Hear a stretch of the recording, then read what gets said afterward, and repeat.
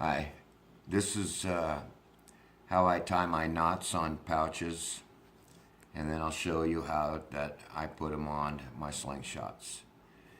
Now, I try to keep my hands as clear as possible. I do things a little bit differently. And there's probably others that do the knots the same as I do. I don't use nothing but my hands. I guess the machine would be nice, but I don't know. I do this a lot.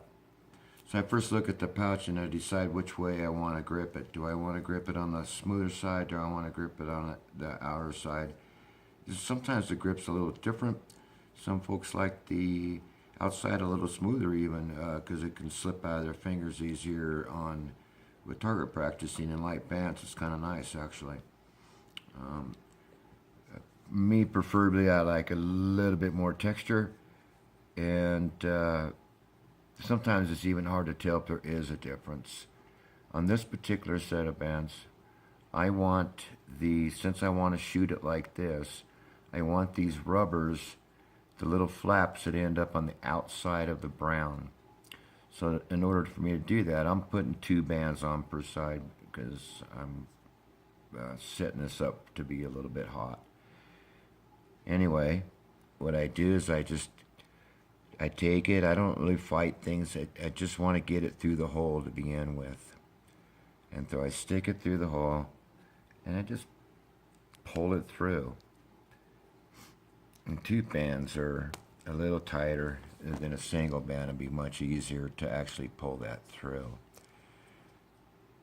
Now, what I do is I stretch it once I get it in there. I pull it a little bit so I have enough to play with, but not too much. I look at my bands to make sure that they're even, and in case you are doing 2. I rotate this around to have this square with the flatness of this band. You want this pouch to be square. Okay. So to kind of help with this, making it where the string or nothing, and this is a wax string, by the way, and this is just latex rubber, again, pieces I cut off.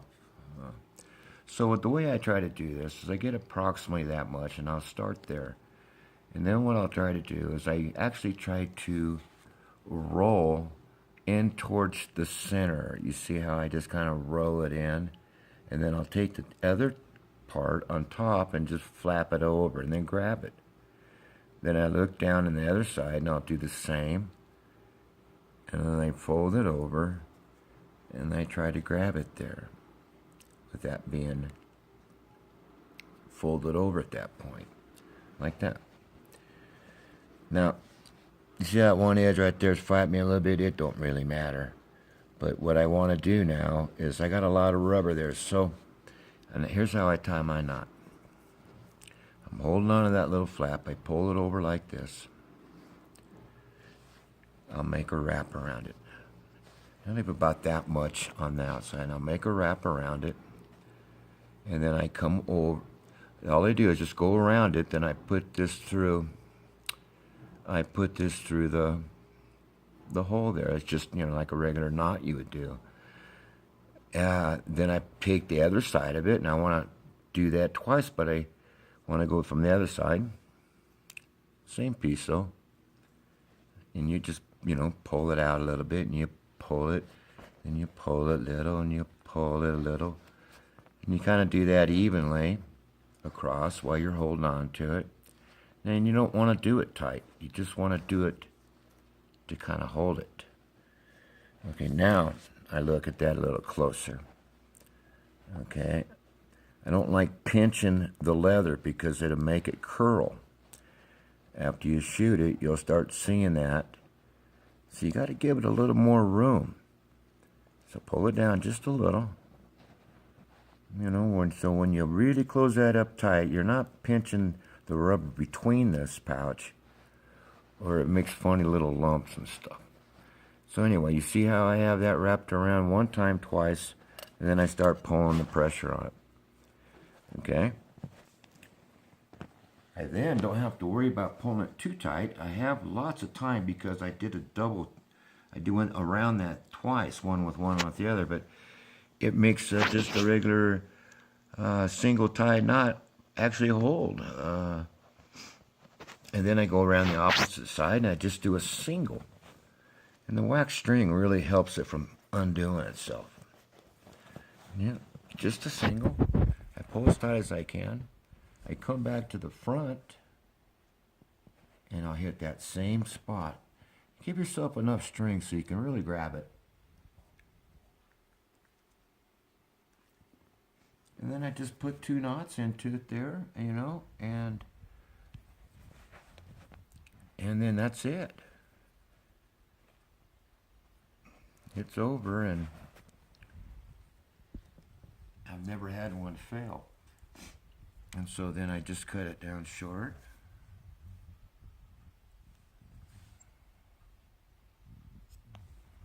How short?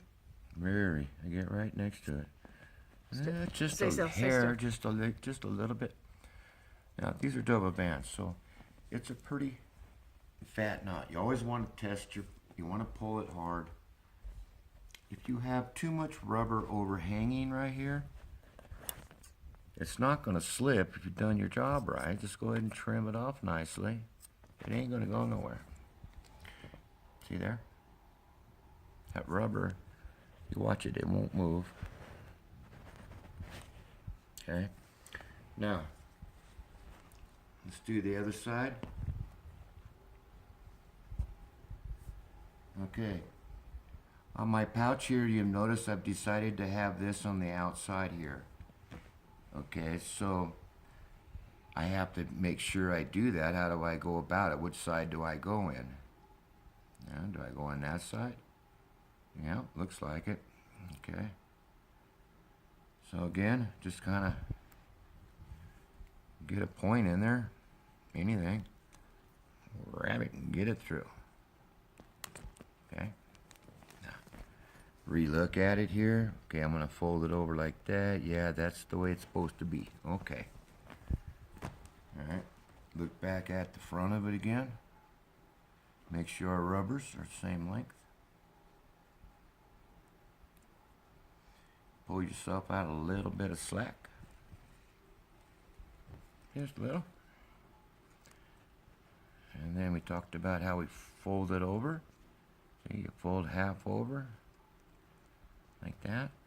And then you try to fold the other half over. You know? And you do that through, like that. And then you try to pull it over. Like that. And if these don't look right, start it over. Like that, in like that exactly. I need a hair more room. Just a little more. Okay, again. Fold the inside. Fold that over, kind of make like that. Look in here, do the same. And then when you fold it over, you kind of just skimmy your hands up here a little bit. Make that go underneath. Grab it, and you have a nice fat area to tie onto. Now, let's do this again. You put the string on top, just hold it with your thumb. Okay, go around it. Just take it, go around it, go through the loop. Okay, like that, and you pull a little bit. And we're going to take this one and going on the other side, the same loop. Okay, take that one, go underneath. Pull it a little bit. Now let's grab it. And see, you pulled it again. Well, I didn't even get the second one on that one. Let me show you something. Since that didn't happen, which it happens sometimes, so I'll put a little more pressure just to show you this works. Okay? The rubber tends and the wax tend to kind of grip each other a little bit. And you'll notice I just have a single piece that I went underneath, and it's holding itself. Not completely perfect, but plenty enough to do this. I could sit here and take my time and make another See, just a regular little loop there. Bring it down, and you'll see how it necks it up even more, tightens it up real good. In the same way, just with one tie and pulling it, being that it's wax, it allows you to do, to have it take a little more time. It's not as, you have to hurry up, hurry up, hurry up. And then you have a good chance of doing a good job with this. And there's the double knot. Like I said, start out with them a little longer. String's cheap, big deal. Use it. But try to give as much weight off as this you can. And go ahead and do your stretch first. Okay. We know we got a good solid seat. Be careful not to cut the back side or places you shouldn't cut.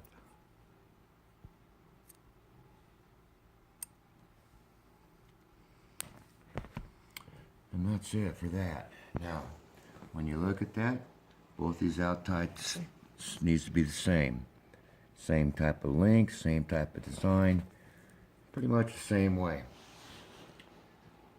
Okay. We're going to go on and we're going to put it on my custom signature hunter model. This one here. When you look at it, you decide which side's the front. In this case, this is. I'm going to be pulling this back towards me. I look at the bands to see which way these knots will be once I have a ball inside of it. So, if I was to synthesize that and grab my pouch with the outside flap sticking like we shoot it, I would look at my slingshot, and I'd say, oh, okay, this is my right, and then this is my left. Okay, I want this going just like this to maintain this angle, and I loop it right over this here. Okay, so now I've decided that's going to be my first tie. I can let that go. Okay, I know that this is going over here, so let's just concentrate on something right here and get the first tie going. I know these bands are the same length, so they'll match up without me having to check that. Sometimes here, I'll show you real quick. After you get done, if you're not used to doing this, you have to make sure that they're pretty close distance ending up, all right? And the reason for it is because you need this area here to tie to. So we don't want to take away from that or have to cut bands off. So kind of pay a little bit of attention. And sometimes, whoops, I took my eyes off it and forgot what I was doing here. I believe that was it. Let's make sure. Again, yes, my ball goes like this, and so that's pointed correctly, yes. All right. Again, when you're doing double bands, I gotta keep them straight and relaxing the same.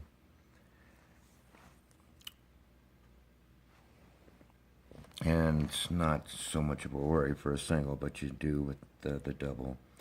And so when I first started, I grabbed my little rubber band, I come around. I really don't care if it's tight the first wrap or even the second. Sometimes I put on a couple just to hold it. Now I'm just holding this down with my finger here. And I look at this again. Is this right? Is this straight? I can make little adjustments right now to make it perfect. I can even pull them or whatever. This looks real good, so I'm gonna go for it. And I do is I wrap around this.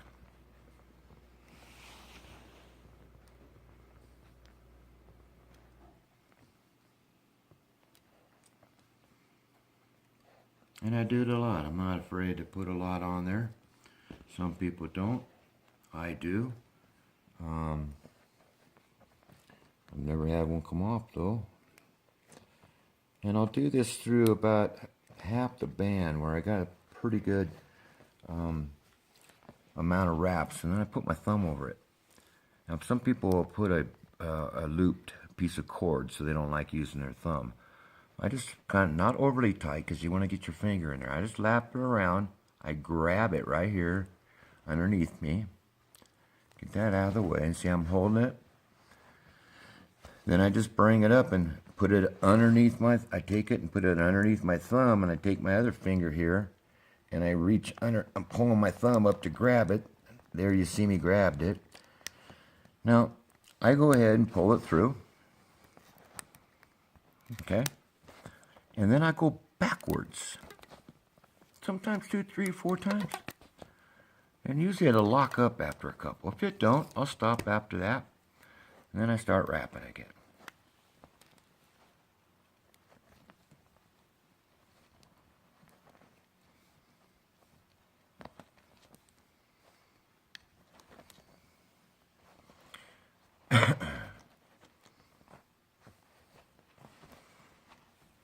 And at the end, I do the same thing. I come in there, I grab it, I pull that through, and it gets trapped underneath that last one. Okay? Now, important again to keep these straight. I'm coming over here, grabbing this down,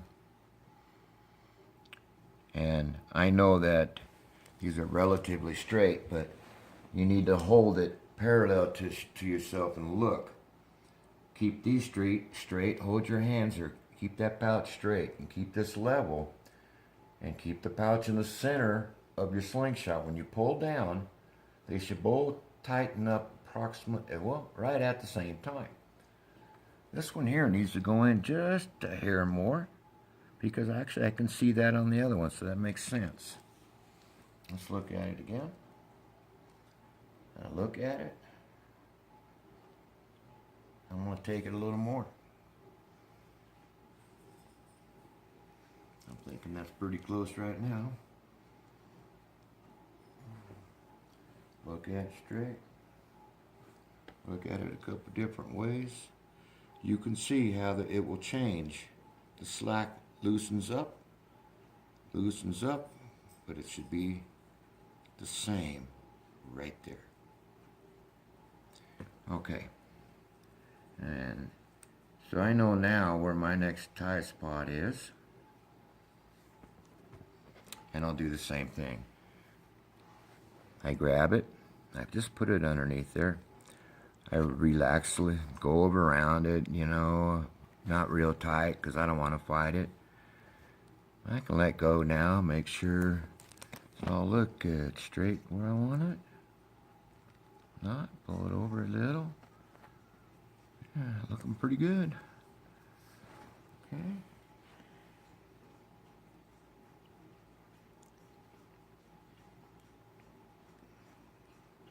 Alright, it's right where I want it.